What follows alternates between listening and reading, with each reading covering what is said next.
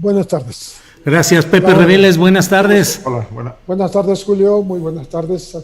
Muy buenas tardes. Gracias, Pepe. Arnoldo. Arnoldo Gracias, Cuellar. Buenas tardes a todos. Gracias. ¿Cómo están? Bien, pues aquí listos para avanzar en este programa. Aprecio mucho la participación de ambos, de Pepe y de Arnoldo. La verdad es que hemos pensado en destinar la segunda parte de este programa pues al tema de la violencia recurrente que se está generalizando y que, comienzo por ti, Pepe Reveles, me parece que se está dando como una circunstancia en la cual hay un eje no solo de delincuencia organizada desbordada, sino también con muchos elementos políticos concurrentes entre la Ciudad de México hoy, es decir, señalo específicamente el caso del atentado contra el jefe policíaco Omar García Harfuch, es decir, Ciudad de México, Guanajuato y Jalisco. ¿Cómo estás viendo lo que está sucediendo en este eje o en el escenario que tú estés visualizando, Pepe Reveles? Muy buenas tardes. Me parece que es un resultado de todo lo que ha ocurrido en los años recientes, que por principio el gobierno anterior no aceptaba la presencia de la delincuencia organizada en la Ciudad de México. Era famosa aquella frase de que en la Ciudad de México hay narcomenudeo, pero no hay delincuencia organizada. Ha estado aquí presente desde hace mucho tiempo, no un solo grupo, varios grupos, pero ahora se destaca mucho la presencia, vamos a decir, más reciente en los años, de Cártel Jalisco Nueva Generación. Lo curioso es que este cártel tenía mucha liga con el cártel de la familia michoacana, que ya estaba en Tláhuac. ¿Se acuerdan aquella incursión? Va a cumplir 3 años de la Marina en Tláhuac. Justamente se hablaba de estas conexiones, porque no era un cártel aislado, el de Tláhuac, y se corroboró esto en mayo de 2018, cuando se descubre un cargamento de 270 kilos de cocaína en Tláhuac.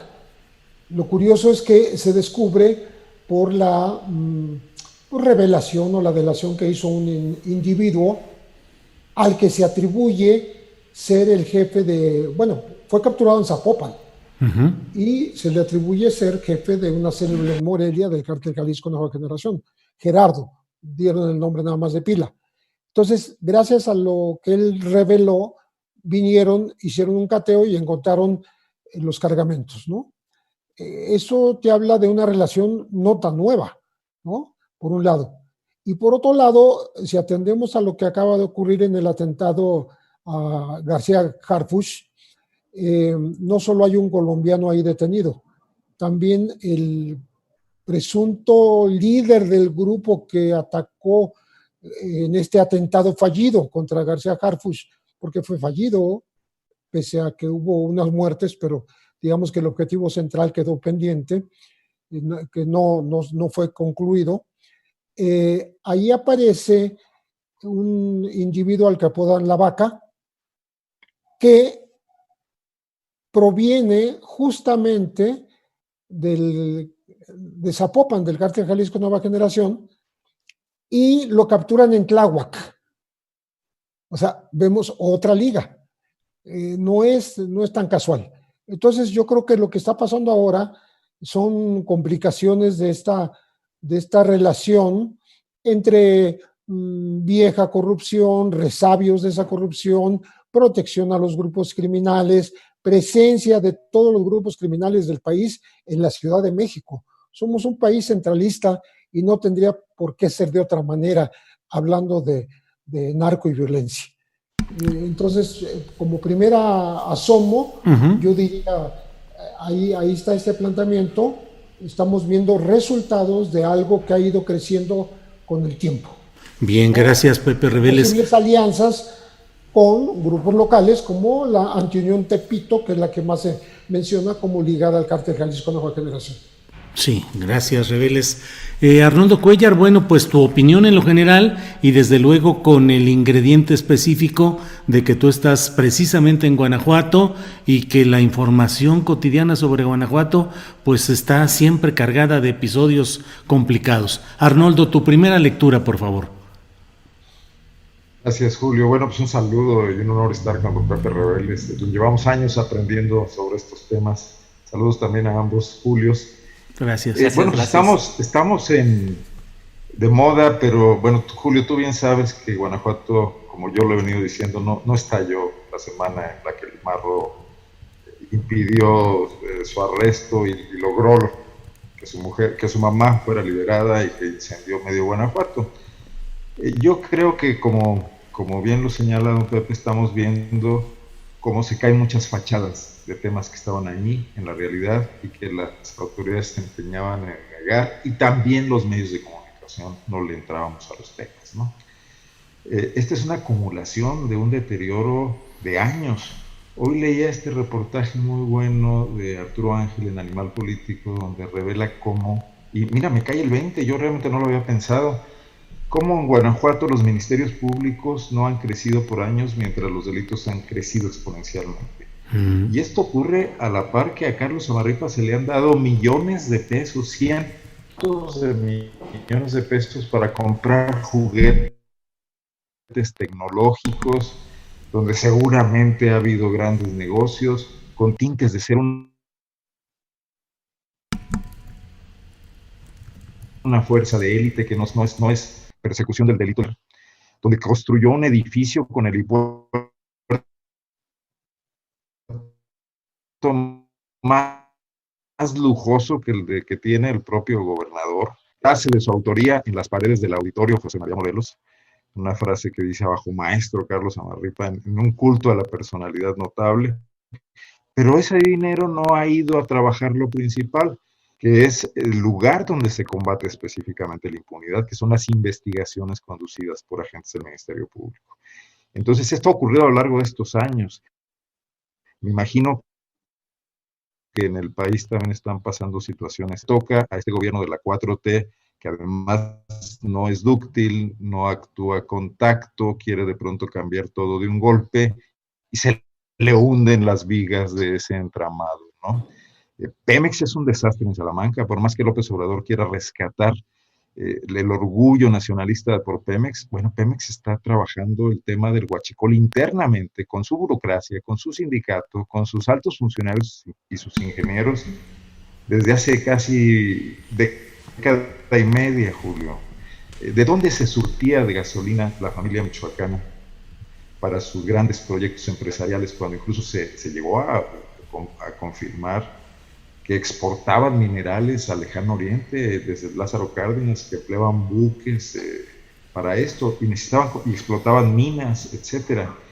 Según fuentes del viejo CISEN, a mí me comentaban hace tiempo que la célula del Marro, del cártel Santa Rosa de Lima, aprendió el negocio del huachicol cuando fueron enviados desde Michoacán exclusivamente a generar una línea de abastecimiento para el trabajo de la familia michoacana en la primera década de este siglo. Bien. ¿No? Bien. Cuando se cae la familia Michoacán, ellos ya conocían el negocio, ya tenían un volumen. Sí. ¿Me decías? Sí, es que se está entrecortando. Sí, se está entrecortando un poco el audio. Y entonces, bueno, solamente te decía eso, pero ya estamos bien al parecer. Adelante, por favor, Arnoldo. Cierro ahí un poco esta primera parte, antes de entrar propiamente al tema Guanajuato. Y por cierto, tuvimos la comparecencia del fiscal en el Congreso. Estaba escuchándola poco antes todavía de que entrara aquí con ustedes. Ya les daré algunas de mis impresiones al respecto. Bien, gracias, Arnoldo. Pepe Rebeles, la realidad de nuestra Ciudad de México y la zona conurbada es que existen y conviven fuertes intereses de grupos del crimen organizado que se dedican al narcomenudeo, que están metidos en todo lo que vemos a nivel nacional, o realmente todavía no estamos entrando a la dinámica que hemos visto en casi todo el resto del país. No sé si me he explicado en esto, Pepe. Hay que hacer un poco de memoria de lo que ha ocurrido y se ha delatado que ocurre en la Ciudad de México. En un momento dado se señaló a la central de abastos como también de abastos de sustancias ilícitas, es decir, que llegaban ahí trailers, camiones, para descargar o para cargar mercancía ilícita, me refiero a drogas, mezcladas con frutas, ¿no? Uh-huh. Este tipo de denuncias vienen desde la época de Carlos Cabal Peniche, en Bananaba, el hijo de este empresario de Nava fue asesinado justamente después de que lo secuestraron en la central de abastos. Estamos hablando de los 90s. Uh-huh. Entonces, hay historia. Y lo que pasa es que son acontecimientos que a mí me parece que no son aislados, son secuelas unos de otros y se van acumulando y llega un momento en que se afianzan algunos grupos, otros terminan por retirarse. Aquí se habló de la presencia y los tratos que habrían hecho las FARC colombianas, las Fuerzas Armadas Revolucionarias de Colombia, con cárteles mexicanos para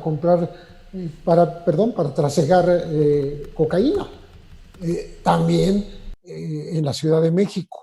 Aquí hubo intentos de atentados anteriores, no nada más el de García Harfuch, sino desde tiempos de Santiago Vasconcelos, allá por enero de 2008, en donde se supone que iban a atentar contra él en el Pedregal de San Ángel, en las fuentes del Pedregal, que no llegó a los hechos, pero sí fueron capturados los presuntos autores de este atentado fallido también.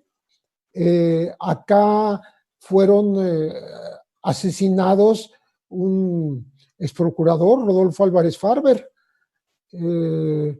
fue asesinado el Yanqui, es decir, el jefe de la policía de Tijuana, cerca del Monumento a la Revolución, que luego se descubrió que era protector de los Arellano Félix. En fin, tenemos historia. Va como asaltos, pero va ocurriendo. Entonces, me parece que este intento este ataque que quiso posiblemente matar a Omar García Harfuch tiene que ver con algo que rebasa la Ciudad de México y al propio país, porque ahí estamos hablando de una delincuencia transnacional, de un negocio global que recordaba yo que fue atacado este año en 2 ocasiones, por lo menos, en un operativo México-Estados Unidos, la operación Pitón en febrero de este año, y la operación Agave Azul hace poco más de un mes, en donde se congelaron y se incautaron cerca de 3,000 cuentas bancarias del cártel Jalisco Nueva Generación. O sea, no es poca cosa estarle pegando al músculo financiero de un grupo delincuencial como este, que ha crecido de manera exponencial desde hace un buen tiempo, claro. Según los propios Estados Unidos han informado. Creo que esta operación contra las finanzas de Jalisco Nueva Generación no fue iniciativa mexicana, pero se hizo, ¿sí? Y participó México. Y seguramente participaron las autoridades capitalinas, todo el mundo participó. Bien. Y luego está el antecedente que ya se confirmó que hubo amenazas específicas, o se descubrió que hubo llamadas en donde se estaba fraguando atentados contra funcionarios de alto nivel de este gobierno. Ya se sabe que así es, después de que se publicó en un periódico casi 10 días antes, sí. Una semana antes. Entonces, tenemos un panorama complicado. No ocurrió nada más grave que la muerte desgraciada de 2 escoltas de una mujer que iba pasando por ahí. No se emplearon, para mí no se emplearon por fortuna las Barrett 50. No hubo evidencia de que hubiesen sido usadas, lo cual es otra parte fallida del atentado. Y pues la autoridad tiene que dar pronto resultados, porque tiene 21 detenidos, y de esos 21 detenidos, pues saber cómo realmente se fraguó, quién fue la cabeza intelectual, quién fue el grupo, si hay que darle la razón absoluta al propio hipotético atacado Omar García Harfuch, que fue Cártel Jalisco Nueva Generación, o es una combinación de grupos. ¿Sí? Todos esperamos los ciudadanos que se nos informe lo más pronto posible. Gracias, Pepe Reveles. Arnoldo Cuéllar, pues muchas guerras que se están librando en Guanajuato, no solo la guerra entre el Cártel Jalisco Nueva Generación y el Cártel del Marro, no solo entre la Fiscalía General de la República con Alejandro Gertz y la Fiscalía del Estado de Guanajuato con Carlos Zamarripa, sino también pues una guerra política, al menos así se ve, entre posturas de la Presidencia de la República, llegada por el partido Morena, y el poder panista de 29 años en Guanajuato, representado hoy por Diego Sinué Rodríguez, el actual gobernador de Guanajuato. ¿Cómo ves todo este escenario de belicismo desatado, Arnoldo? ¿No se escucha, Arnoldo? Arnoldo. Ya. Quité el micrófono. No te preocupes, perdón. Gracias. No es ajeno al panorama que nos pinta Pepe Reveles, en el sentido de que pues, hay un relevo de complicidades políticas. No sabemos si para que acaben las complicidades o para que surjan nuevas. Hay un desarreglo producto de la transición ocurrida en 2018. Aunque en Guanajuato gana el PAN y López Obrador logra solamente 5 diputados, de cualquier manera el poder central es fuerte. Y bueno, a través de la guerra del Huachicol en 2019 fue básica para todo lo que está ocurriendo ahora, para toda la descomposición de lo que era aparentemente una relativa pax. Ya teníamos una elevación del número de asesinatos por esta batalla, hasta eso muy controlada entre el Cártel Jalisco y el Cártel Santa Rosa de Lima, el Marro, el Mencho, que en 2018 elevó considerablemente el número de homicidios dolosos en Guanajuato, pero que se limitaba a ejecuciones, ahí sí, como dice la autoridad, entre gentes involucradas en actos ilícitos, muy puntuales las ejecuciones. Bueno, hemos visto estas masacres que hoy se han generalizado, que empezaron después de la guerra contra el Huachicol. Vas a recordar en Salamanca el bar La Playa, o el taller aquel cuyos videos se hicieron famosos, un taller de hojalatería o mecánico, donde también ocurrió una masacre de este tipo, y ahora que culmina con la de esta semana en el anexo de Irapuato, en Arandas. ¿Cómo se da esta situación? Yo creo, y lo hemos visto, no estamos inventando nada, están ahí claramente las situaciones consignadas, que en Guanajuato los grupos delictivos estaban metidos hasta la médula del sistema político, pactando con los alcaldes, negociando a jefes de policía, a jefes de obra pública, incluso a tesoreros municipales. En medio del mare magnum que es Guanajuato hay cosas que no se saben, no brincan al escenario nacional, se quedan en el escenario local, pero han sido asesinados funcionarios municipales que o no se prestan o se prestan con alguno de los grupos, tesoreros, etcétera, ¿no? Esto es muy común, ya no se diga los policías. Hoy, por cierto, mataron a 5 policías desarmados que iban a un relevo de guardia en el municipio de Jerecuaro, en el sur del estado, de fuerzas estatales de seguridad pública.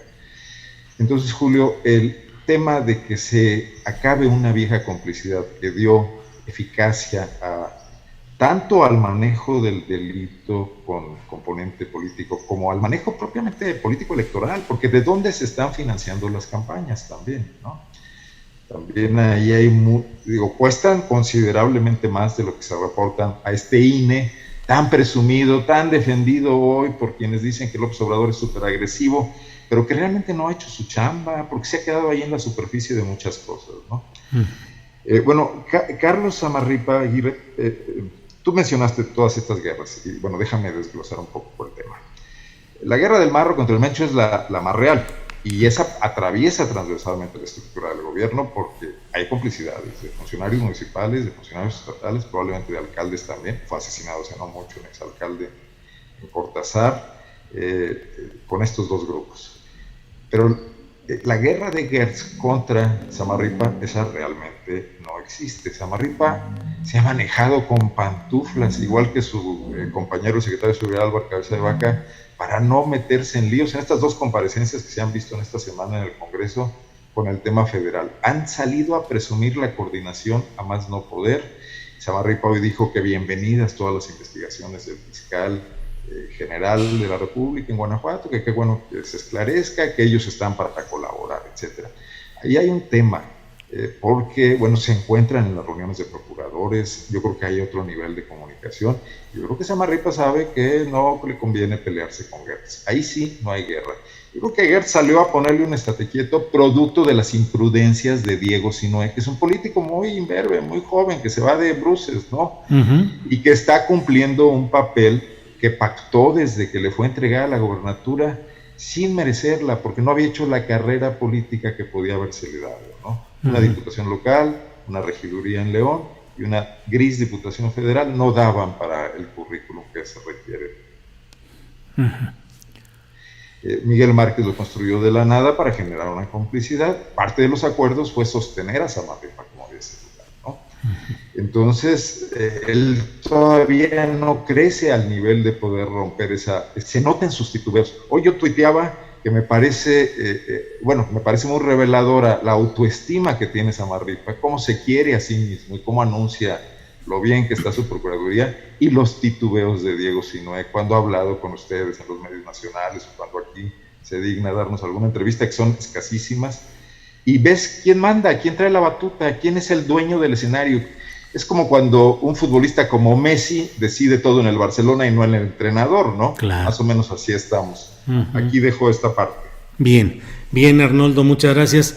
Pepe Reveles, la verdad no me quedo con las ganas de plantearte algo que leo en redes sociales y que es un motivo de pláticas frecuentes. ¿Qué sucedió? ¿Cuál es tu valoración de lo que sucedió realmente en este atentado fallido, como bien lo has dicho, a Omar García Harfuch? Un atentado supuestamente con mucha preparación, con mucha antelación, y que sin embargo terminó pues en un nivel casi de aficionados, con gente reclutada de por aquí, de por allá, con armamento muy pesado, como lo has dicho, entre otra cosa, las armas Barrett, que no fueron utilizadas. Algunos expertos en el manejo de armas dicen que ni siquiera estaban bien armadas y bien colocadas. Una lluvia de balas y una lluvia de proyectiles, una salida del secretario de Seguridad de la Ciudad de México con 3 disparos de bala que le han permitido pues estar hospitalizado, recibir visitas, en fin. ¿Cuál es tu valoración, cuál es tu apreciación de lo que sucedió ese día? ¿Correspondió a la experiencia como sicarios del grupo del Cártel Jalisco? ¿No fue a ese nivel? ¿Qué lectura tienes sobre eso, Pepe? Mira, yo me atrevo a pensar que lo hicieron incluso de manera premeditada, no llegar hasta las últimas consecuencias, sino dejar un aviso. Es muy posible, porque de otra manera no se explica justamente lo que está diciendo, la improvisación. Se hizo con muy poco tiempo de antelación. Se hizo en varios estados de la República la contratación del sicariato, de los que participaron. Se les convocó 2-3 días antes para que se vieran, se conocieran, ni siquiera se conocían, y aunque se hubiesen conocido una semana antes, no es suficiente para que puedan operar de una manera conjunta, articulada, digamos, con precisión en el ataque, ¿no? Entonces todo eso hace pensar que casi lo hicieron adrede mal, ¿no? El no haber usado las armas, ¿para qué las llevas si no las vas a emplear? ¿De qué se trata, no? La propia declaración de Omar García, muy a los pocos minutos, muy inmediata respecto de la autoría, hizo pensar a mucha gente si era eso verdad o no era verdad. Bueno, nadie lo ha desmentido y tenemos que creerlo, porque sería absurdo que él señalara culpables que no son, sabiéndolo, ¿no? Ahora tenemos la certeza de que sí hubo esas amenazas previas, no solo a él, sino a Santiago Nieto, a Marcelo Ebrard. Exactamente, a Durazo también. Entonces son los 4 personajes mencionados y los decimos porque ya son públicos.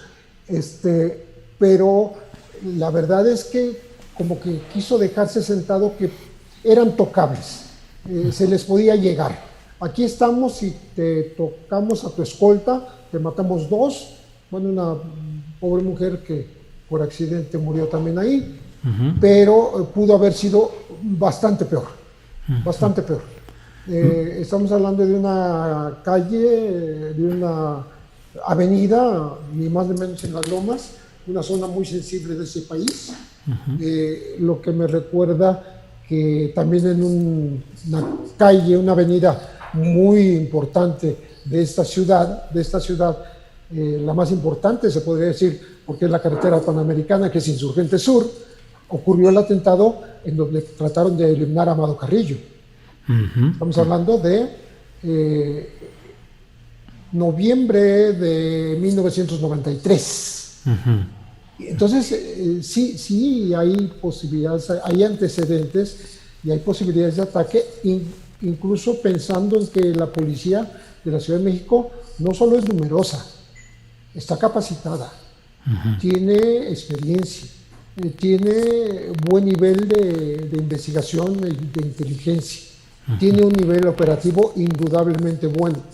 Capturó con mucha rapidez a los participantes o a la mayor parte de los participantes de este atentado fallido y bueno, entonces estamos hablando de que la única explicación posible es que justamente lo hayan hecho a través de personas no duchas en este oficio del sicariato o como solamente que quedara perfectamente claro que ellos podían llegar hasta donde llegaron sin que los detectaran antes o sin que alguien los pudiera parar.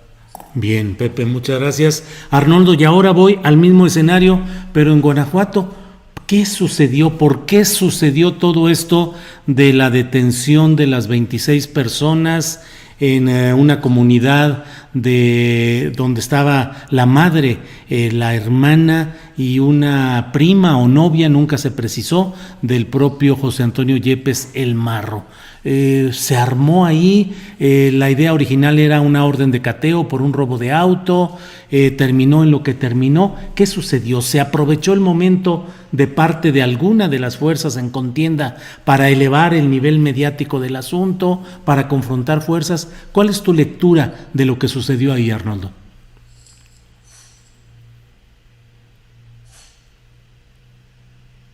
Tenemos versiones, ninguna oficial, ninguna confirmada, para reconstruir los hechos, pero me voy a referir a lo que creo que podría ser más viable o más verificable, ¿no?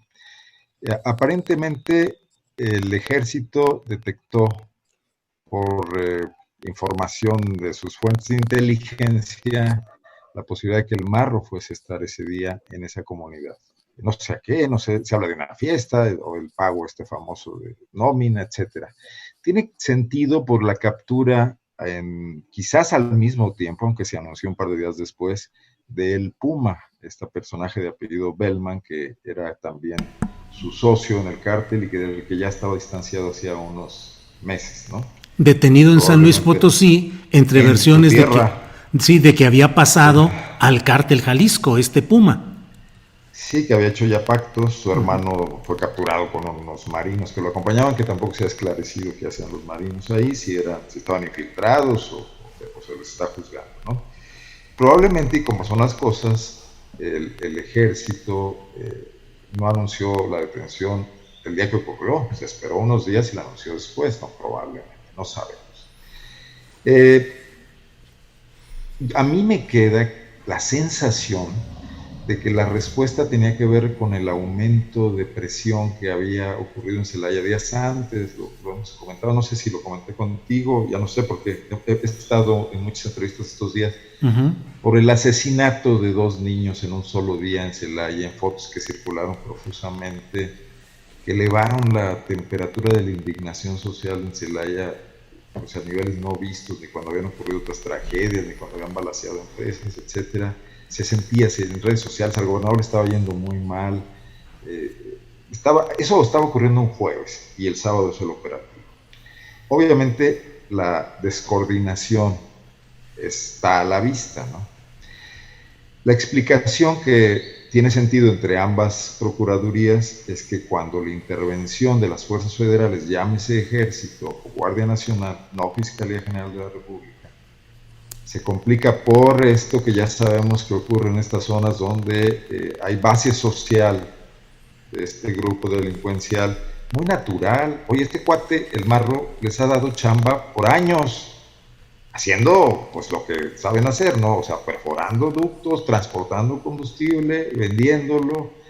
La gente que si gana 500 pesos a la semana como ayudante de albañil y los puede cobrar en una noche, haciendo un trasiego de estos, pues yo creo que no hay mucho para dónde hacerse, y es un tema que nadie está volteando a ver. Bueno, es parte de lo que López Obrador señala cuando dice que con sus becas puede solucionarse el tema, ¿no? Que también es muy irreal. Pero esto y los asaltos al tren que hemos visto mucho en el pasado tiene mucho que ver con esa precariedad de ese Guanajuato profundo que ha sido el subproducto de la industrialización del Estado, con sueldos también de miseria, con evidentemente una buena oferta de empleo cuantitativa, pero no cualitativa, ¿no? Cuando se complica esa situación, porque los agarran a pedradas, nadie tiró un balazo ahí, no encontraron un arma, es que piden la intervención de las fuerzas de seguridad del Estado, el refuerzo, pero parece ser que tienen que inventar una orden de cateo, que tarda en llegar 2 horas, parece que la pidieron a las 5 y llegó a las 8, en sábado, ¿no? Puede ser pura y simple incompetencia, también puede ser que sí haya tortuguismo y que también la Fiscalía Estatal no quiera comprometerse y que haya que hablarle al jefe para pedirlo, oiga, nos están pidiendo esto. No hay la tal coordinación. Desde el momento en que Diego Sinue no acude a las sesiones, ni diaria, ni semanal, ni mensualmente, apenas está yendo ahora después de este conflicto, ¿no? Pues no bajan las instrucciones precisas y no es inusual que se quejen mucho los funcionarios federales de esta falta de atención. Bueno, pues ahí estaban dados todos los elementos para que lo que pasó después. Pero la otra cuestión, Julio, ¿por qué la mamá del capo es objetivo estratégico? O sea, ¿cuántos delitos ha cometido esa señora, ¿no? Aparte del de no educar a su hijo. O sea, en una labor de inteligencia, ¿no crees tú que sería más útil esperar a que esta mujer se llamara con su hijo, se viera con él, los condujera a él, fuera una gente a quien tener vigilada, pues para llegar a quien es tu objetivo principal y no romper esa línea de comunicación, que detenerla? Me parece que fue parte de la desesperación, sobre todo después de la reacción de la quema de vehículos y los incendios y ataques en 13 municipios. Parecía ser que era peor el fracaso si salían con nada. Entonces es una crónica de fallos uno tras otro. Me queda clarísimo que la menos responsable en este caso es la juez. Creo que la juez actuó bien ante los elementos que le presentaron, pues no podía hacer otra cosa, ¿no? Ahí el presidente López Obrador es un tanto cuanto injusto, se ve desinformado y no puede irse contra todos los jueces, ni son todos iguales cuando liberan a un detenido, porque también es un sistema garantista el que tenemos. Y también tú y yo agradecemos que haya jueces así, que cuando te siembran una pistola o 1 kilo de no sé qué, te detengan como era antes, o te dan un tehuacanazo y confieses, ¿no? Yo creo que esa parte también habría que deslindarla. No digo que el Poder Judicial de Guanajuato sea perfecto, pero que ese caso en particular, creo que la juez fue incluso valiente. Bien. Porque Carlos Amarripa tiene muy sometido al Poder Judicial de Guanajuato también, ¿eh? Su poder alcanza para allá. Claro. En toda la reforma penal de Guanajuato, el que marcó los tiempos y las formas fue el procurador y no fue el Poder Judicial. Parte de los defectos que vemos es les dieron montones de dinero bajado incluso de recursos federales para el cambio del sistema penal, el sistema penal acusatorio, que además no está funcionando. Bueno, aquí lo dejo. Bien, Arnoldo, muchas gracias. Pepe Reveles, me pareció muy interesante todo lo que dices acerca de que pareciera que adrede hicieron que fallara este atentado contra Omar García Harfuch, los muchos elementos que hemos ya comentado. Ahora te pregunto, ¿cuál fue la ganancia política, policíaca o de negocios, no sé, que se obtuvo de ese momento, de ese atentado. Quiero decir, eso echa hacia atrás en los hechos a la policía capitalina para no meterse con los negocios del cártel Jalisco. Al contrario, genera un sentido de revancha en el que va a haber más violencia. Esto afecta a otros mandos políticos locales, es decir, de la Ciudad de México y nacionales, porque a ellos les llega también el mensaje. En fin, ¿cuál sería la ganancia de lo que sucedió ese día del atentado, Pepe Reveles? Esto último que mencionas me parece interesante, que quieren elevar la mira, quieren decir ya llegamos hasta aquí, podemos llegar hasta más alto, diciendo somos poderosos, estamos presentes. Muchos de los hechos que ocurren y que en apariencia son venganzas entre ellos, ahora mismo no sabemos qué pasó justamente en este centro de adicciones de Irapuato, desde la motivación, porque hablan de que ahí se refugian los enemigos, la contra, y que por eso los atacan. Esto lo han dicho en otras ocasiones en años anteriores. Te quiero dar un ejemplo.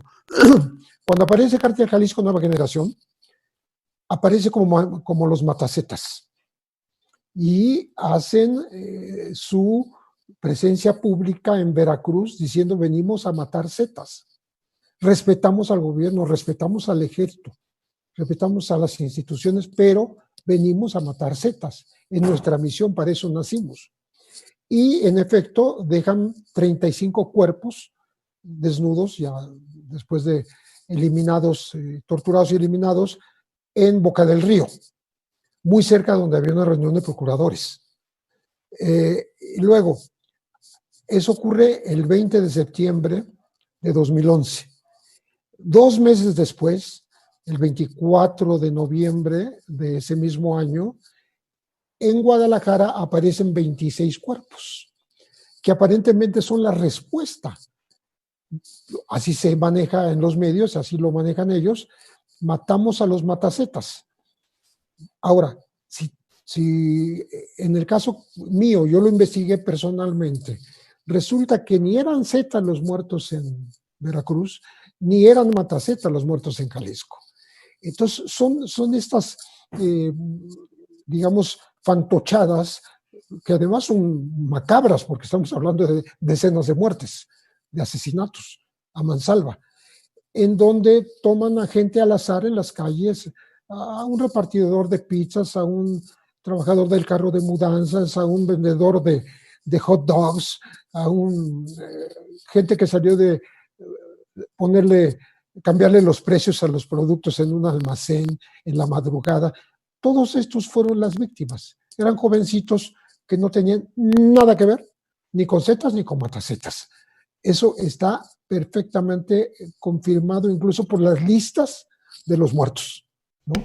Entonces, si eso puede ocurrir, ¿por qué no ver también la posibilidad de un hecho que es falso positivo, que no es real, que esconde algo más, que puede ser justamente esta amenaza? Y yo sí le veo origen en tratar de hacer llegar un mensaje al gobierno, tal vez lo sepamos un poco más tarde, diciendo, bueno, ahora sí me estás atacando en serio, me estás atacando las finanzas, me estás quitando dinero, me estás cerrando cuentas bancarias, me estás cerrando empresas fantasmas, fideicomisos, negocios locales y transnacionales, y ahora sí estoy realmente declarando una guerra a través de ese, pues digamos, una especie de terrorismo, ¿no? De pica y vete, ¿no? Uh-huh. Entonces, yo eso lo podría interpretar como una de las hipótesis de por qué ocurren este tipo de cosas. No tienen una aparente explicación, pero ocurren. Bien. Y el tema es que han demostrado que puede volver a ocurrir. Claro. Bien, Pepe Reveles, muchas gracias. Arnoldo, ¿y cuáles son las ganancias ganancias y pérdidas concretas en política y en el negocio como tal de lo que ha sucedido y está sucediendo en Guanajuato, y aventuro dos hipótesis, pero a reserva de lo que tú nos digas. Una, que el Cártel Jalisco Nueva Generación es el ganador finalmente, es el que se consolida en su relación con el Cártel de Santa Rosa de Lima y el Marro. Pregunto, una, y siguiente pregunta, si en este forcejeo político está siendo tocado y impactado el poderío político panista en Guanajuato. Pues mira, el crimen no paga, decía una vieja conseja, ¿no? Uh-huh. Y en Guanajuato, durante 10 años aproximadamente, los que tiene Samarripa al frente de la Fiscalía, había sido exitosísimo la asociación políticos y Cártel Santa Rosa de Lima. O sea, lograron extraer millones de litros, cientos de millones de litros de gasolina de Pemex y venderla y hacer dinero que hubo para repartir a manos llenas, Julio. Arnoldo, ¿me dejas meter un ruidito en la plática para preguntarle a Pepe? Dime. Reveles, Pepe, ¿de veras el crimen paga o no paga? Claro que paga. Me estaba acordando de lo que conversaba Arnoldo. Yo tuve cercanía en los finales de los 80s, principios de los 90s, con gente que le daba servicio a los trailers que sacaban el combustible de la refinería de Salamanca. Uh-huh. Y que eran más de 300 nada más de la familia Hank. Uh-huh. Solamente de la familia Hank. Y esta persona con la que yo conversé, que le daba servicio de vitalizado en las llantas, mencionaba cómo era muy fácil cargar un tráiler y dejarlo salir sin registro. Uh-huh. Pues o dejar trailers salir, pero con registros menores. Claro. O simplemente no ponerlos en la lista de los que fueron cargados. Claro. Entonces, ese era un huachicoleo algo más elegante, ¿no? Algo más institucional, pero que ocurría, estamos hablando hace 30 años. Huachicoleo de cuello blanco. De cuello blanco y cotidiano, uh-huh. Sin peligro, sin confrontarse con las autoridades, uh-huh. sin exhibirse, ¿no? Todo esto a niveles meramente de papeleo y de administrativos. Bien, gracias. Gracias, Pepe. Disculpa. Sí paga. Sí paga. Disculpa, Arnoldo, la interrupción. Por favor, adelante. No. Encantado de escuchar a Pepe y me recuerda muchas cosas. No paga políticamente al final. Alguien paga los platos rotos finalmente. Digo, los pagó el PRI entregándole el poder a quien menos quería, que era Andrés Manuel López Obrador. Bueno, esta jauja de 10 años en Guanajuato, donde también hay que, y esto embona mucho con lo que dice Pepe Reveles, hay que estar claros que el huachicol del Marro y de los políticos guanajuatenses era el subproducto del negocio que tenía León Trawitz y Peña Nieto y Lozoya, porque ellos efectivamente operaban la parte gorda del negocio, el que salía por las puertas principales de Pemex. Estos que perforaban ductos les daban el pretexto ideal para en las juntas de consejo decir tenemos pérdidas porque nos andan perforando los ductos, ¿no? O sea, pero en realidad no es equiparable una cosa con otra, lo que sale por la puerta principal que lo que va y se perfora en un ducto. Y aún así era negocio. Bueno, al descomponerse esta situación, primero por la entrada de Jalisco, que viene a meterle sangre al asunto y que complica el idílico mundo donde solamente se trataba de repartir dinero, y el Marro hacía fiestas a las que iban connotados políticos de Guanajuato. En Villagrán, Julio, tú conoces Guanajuato. Villagrán es un pueblito que está a 5 minutos de Celaya y a 15 de Salamanca. No hay ninguna complicación para con un dron seguir lo que pasa ahí, está a la vista, no es ninguna sierra, ningún lugar inhóspito. Bueno, este desarreglo hoy va a traer consecuencias justo cuando el PAN tiene a su político más verde, menos hábil al frente de las instituciones. Hay un gran perdedor en todo esto y es Carlos Samarripa, porque tú has escuchado hablar de Samarripa, me has escuchado a mí hace 1, 2, 3 años, pero antes no. Así es. El hombre prosperó a la sombra, era planta de sombra. Uh-huh. Desde el momento en que está en el reflector nacional y todo lo que pasa en Guanajuato lo voltean a ver y todos los noticieros lo quieren entrevistar, eso ya no va a funcionar, porque aparte es un policía, es un procurador policía, no es un procurador abogado, por ejemplo. También por eso en Guanajuato se caen muchos casos, no hay esa parte fina, pues no obstante ser una tierra de importantes abogados, hoy al frente de la Procuraduría está un policía. Es otra historia cómo llega ahí, un día la revisaremos y un día también la escribiremos, porque creo que se está volviendo muy interesante retomar todo eso. Entonces es el gran perdedor. El marro se le acabó el negocio y la protección anda a salto de mata, pero muestra una gran capacidad logística, una muy buena táctica para enredar a todo mundo en líos, y para confrontar a todo mundo y para calentar la plaza. Y en este momento es lo que le conviene, porque está en fuga, está a la desesperada, y mientras más se enreden sus adversarios, pues más logra sobrevivir. La matanza del anexo, que ya más o menos se sabe que fue él, es eso, es ir y calentar la plaza en el lugar donde es más fácil hacerlo, ante gente desarmada, ante gente inerme que está ahí. Hicieron lo que quisieron, 3 o 4 tipos mataron a 7 personas, según dijo el procurador, ya hay uno más. Hoy los 5 policías de las fuerzas de seguridad que son asesinados era el cambio de turno de la Policía Municipal de Jerécuaro. La Policía Municipal de Jerécuaro no existe, o sea, son policías estatales. 5 policías son el cambio de turno total de un municipio pequeño, 20 o 30 mil habitantes, y van desarmados, porque las armas las tienen a quienes van a relevar. Uh-huh. Y eso pues lo saben, no es la primera vez que pasa, pero si estás en un estado de alerta general y de guerra ante las amenazas, ¿cómo no generas un protocolo para que este tipo de cosas no ocurran? Para mandar gente en carreteras deshabitadas, desarmadas, sabiendo que te están... Y en esa zona, es la zona del Huachicol, entre Apaseo el Alto, que es la famosa carretera libre Celaya-Querétaro, donde se vendía a las orillas de la carretera garrafas de gasolina desde hace muchos años, uh-huh. La zona del Huachicol, ¿no? Uh-huh.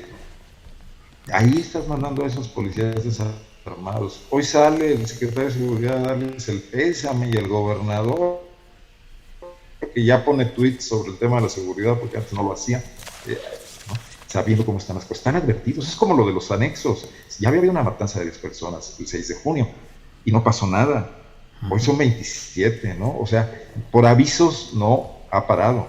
Claro. Hay una incapacidad fundamental, pues, en Guanajuato. Hoy creo que todos están perdiendo, pero tampoco hay un ganador, Julio. Dije una cosa equivocada, perdón. Perdón, si me permite, dije una cosa equivocada, dije que si el ganador era el cártel Jalisco Nueva Generación, quise decir, tal vez el ganador es el cártel de Sinaloa, que vaya a terminar haciendo alianza o ya esté hecha con el cártel de Santa Rosa de Lima. Perdón, ahora sí que fe de ratas mía. Claro. Uh-huh. Sí, bueno, Jalisco entraba aquí por un subnegocio que era el del Huachicol, yo creo que no por otra cosa. Yo creo que todavía no es tan importante el mercado de drogas de Guanajuato, aunque sí ha crecido muchísimo, y por eso estos anexos. Bueno, comentarte también que tenemos un grave problema aquí en Guanajuato, y lo hemos señalado muchísimo, con esta tendencia de estos gobiernos panistas a pensar que todo se soluciona con publicidad y con propaganda y no con hechos reales, ¿no? Uh-huh. En noviembre, el gobernador Diego Sinue anunció un programa para combatir las adicciones. Trajeron a expertos de Islandia. Islandia tiene 300,000 habitantes y un producto per cápita superior a cualquiera que nos podamos imaginar. ¿Cómo vas a importar un programa de este tipo? Digo, y lo anuncian y lo sacan en los periódicos, y viene el experto islandés y da una conferencia y ponen un traductor.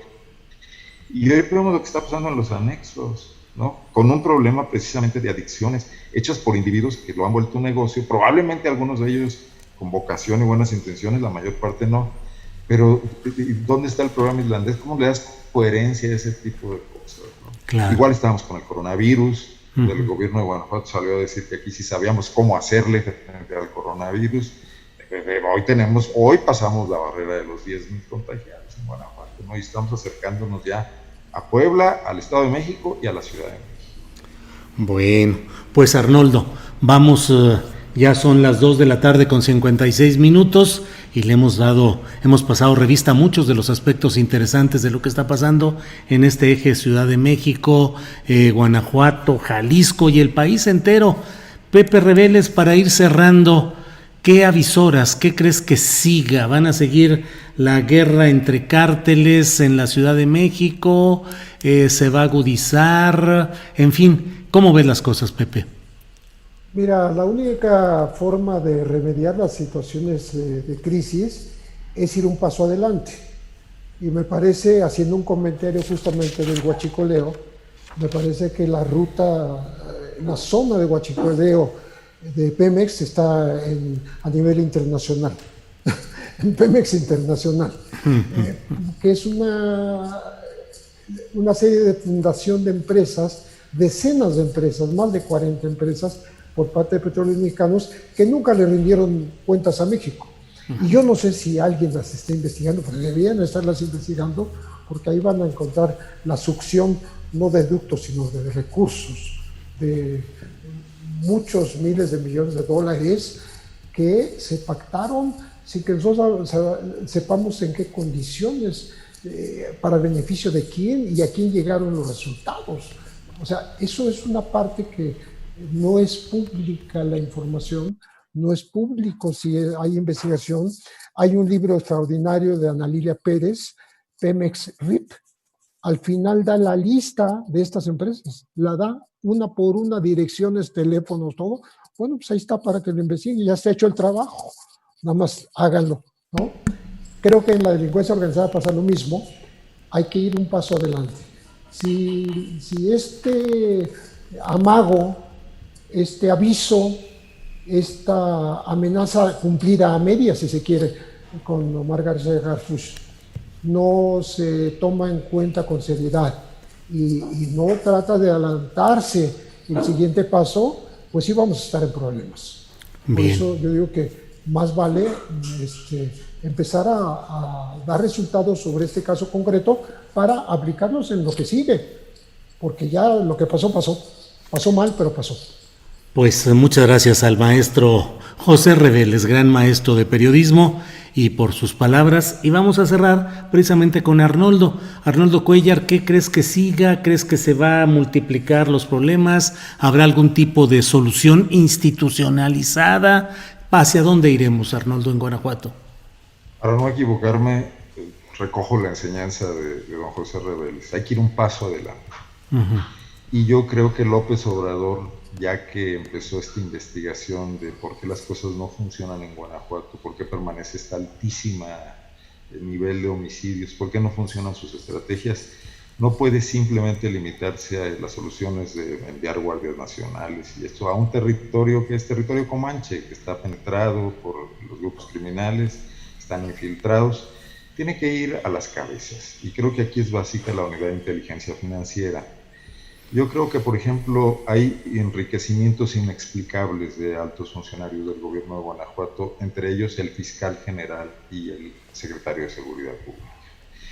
Y te comento algo que yo he publicado, lo he puesto en mi blog personal, lo publiqué en Zona Franca antes y lo he publicado ahora en PopLab.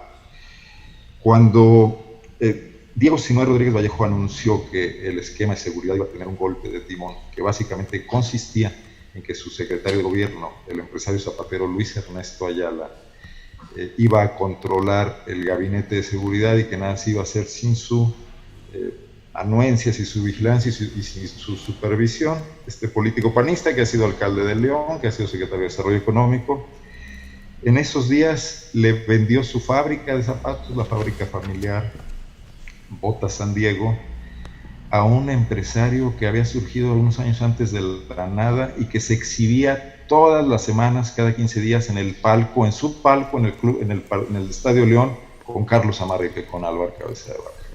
Francisco González Espejel. Los zapateros de León decían, ¿cómo es posible que venda zapatillas a 50 pesos cuando hacerlas vale 80 o 100 pesos, ¿no? Uh-huh. Y este hombre llegó y compró en un sobreprecio esta fábrica, una fábrica ya vieja, ya con una planta laboral que había que indemnizar, que ya estaba no era un negocio rentable. sí lo pago. Y el secretario de gobierno quedó comprometido, el que iba a ser el jefe de Samarripa y de Cabeza de Vaca. Yo creo que ahí hay cosas que deben ser perseguidas con lupa en ese nivel, ¿no? Porque es donde te das una idea de que hay una utilidad personal del ejercicio de tanto poder desmedido en los temas de seguridad y de justicia de Guanajuato. No todo ha sido simple incompetencia, ¿no? Y para entrar a fondo, como hay que entrar a fondo en Pemex, como habría que entrar a fondo en muchos lugares, como hay que entrar a fondo con el tema de Peña Nieto, ahora que viene Lozoya, pues también aquí tendrían que ser consecuentes. López Obrador ha dicho que ni un paso atrás, que su meta es combatir a la corrupción. Creo que es algo de lo que le queda por mostrar resultados realmente creíbles de una cuarta transformación o transformación a secas o lo que sea, para no dar el foxazo, ¿no? Claro. Parece ser que la economía no va a ser la gran fortaleza y no por razones intrínsecas al país también, pero el tema que se viene es terrible y tampoco vamos a avanzar mucho en otros aspectos como el combate a la pobreza. Pero ahí se podría avanzar y dejar unas bases sustentadas para lo que viene en la erradicación de las mafias en la política, de las que solamente son una extensión los grupos criminales violentos, ¿no? Bien, pues muchas gracias, Arnoldo. Gracias a Pepe Reveles, el maestro de periodismo. Pepe, ¿cuándo escribiste tu primera nota sobre crimen organizado, violencia o crimen con política? Bueno, lo que ocurre es que yo me tendría que referir a notas que salían en la página policíaca, pero no eran policía. El primer desaparecido de este país yo lo publiqué, un desaparecido político, es guerrillero, y era nota roja en esa época. Fue evolucionando el periodismo, fue evolucionando el país, o involucionando, y la nota roja llegó a la primera plana. Ya con mucha frecuencia está ahí, ya no era nomás un periódico especializado como La Prensa, sino todos los diarios le dan esta categoría, esta preeminencia a lo que era la vieja nota policíaca, ¿no? Entonces, pues desde esas épocas, 69, pero podríamos hablar ya con forma a partir de los 80s, ¿no? A partir de todo el asunto del cártel de Guadalajara.